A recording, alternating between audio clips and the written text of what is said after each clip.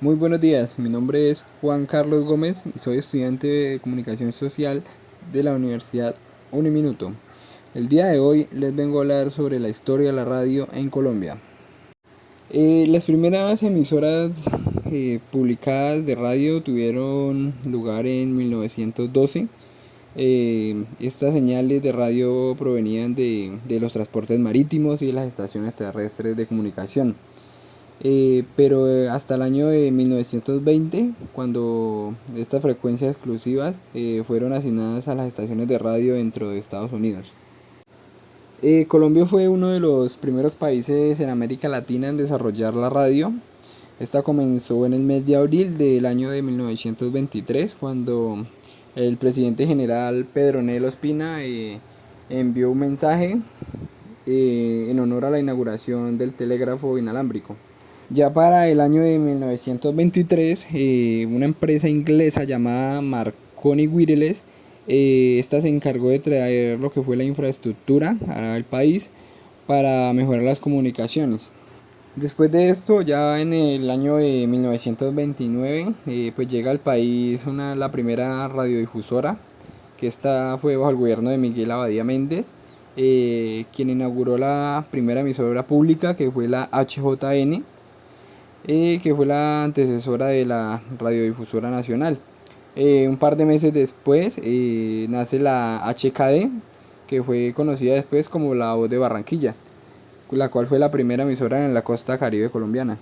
Ya para el siguiente año, que fue en 1930, se le otorgaron los primeros permisos para emisoras como la emisora HKD, que La Voz de Barranquilla. También otorgaron permisos a la emisora HKB, La Voz de Bogotá, y una de las emisoras de Tunja, que fue para la radio Boyacá.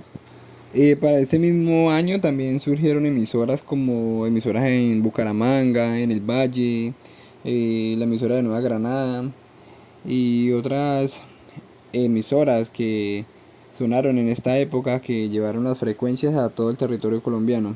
En el año de 1935 hubo un evento, un accidente donde murió el cantante Carlos Gardel.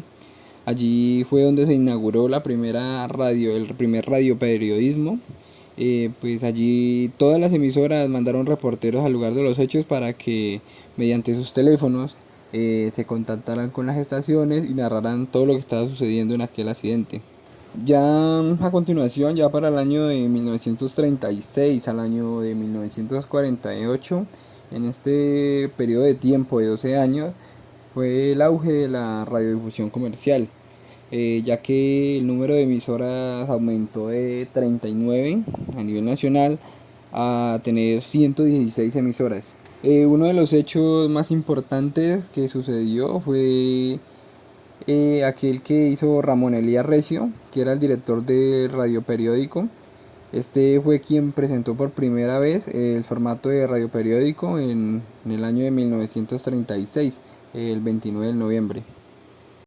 También en este mismo año, en 1936, mediante la ley 198, en la que el gobierno adquirió el control de las telecomunicaciones, el espectro radioeléctrico recibió la titularidad pública y el uso regulado por el Estado mediante el otorgamiento de las licencias de operación, hecho que fue demasiado importante para la radio en Colombia. En el año de 1949 fue fundada oficialmente la cadena radial colombiana SA, que es la hoy llamada en día Caracol, con una transmisión que fue dada desde el Teatro Capitol de Bogotá. También en este mismo año, a principios de nació RCN como un concepto de cadena, y tal fue la magnitud de esta creación que terminaron uniéndosele unas 85 emisoras de todo el país. Para ellos evitar una saturación de nombres, se acordó identificar esta transmisión como una radio cadena nacional. Y de esta manera fueron fundadas algunas otras emisoras, como en los años de los 50, que fue creada la HJCK, El Mundo en Bogotá. En la década de los 60, que se creó La Voz del Llano. y en la década de los 70 que la cadena se consolida con su primera emisora en Bogotá.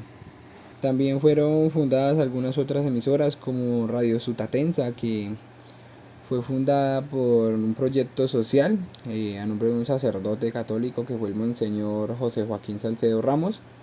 Esta emisora funcionó con muchos proyectos, más que todo con un corte educativo y social. También se fundó La Voz de Cali, la cual se dio a la tarea de configurar una suficiente capacidad en potencia y un número de emisoras como para hacer una competencia a las otras dos cadenas existentes. Esta se creó el 15 de agosto del año de 1957, donde protocolizó el nacimiento de Todelar como un circuito nacional. El centro y el eje estaba en la ciudad de Cali y participaron un número considerable de emisoras de esta misma ciudad. En el año de 1969 fue creada la llamada emisora olímpica. Esta fue creada por la familia Char con un perfil netamente musical y fue la primera emisora con este perfil. En el año de 1777, con la creación de esta y de muchas otras emisoras, ya se contaba con alrededor de unas 340, 350 emisoras. Muchos empresarios vieron que este era un sector ideal para sus inversiones. También hacia la década de los 60 y los 70, Todelar logró convertirse en la cadena líder del país gracias a una visión excelente y una presentación ideal para llevar las noticias. Y para el año de 1980, muchos géneros radiales como las radionovelas, los programas de humor, de comedia y algunos otros, estos empezaron a desaparecer, pues la gente empezó a creer que estos eran unos géneros más aptos para la televisión.